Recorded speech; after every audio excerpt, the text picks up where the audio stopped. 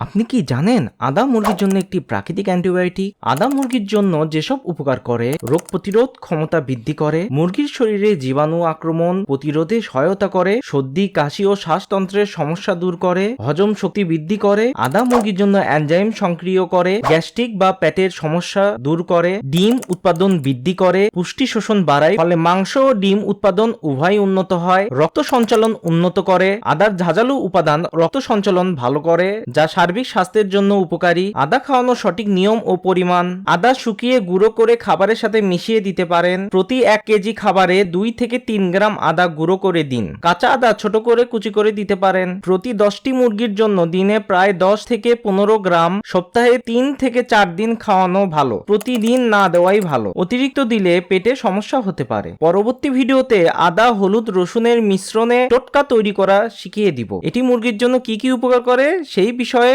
সকল বিস্তারিত আলোচনা করা হবে।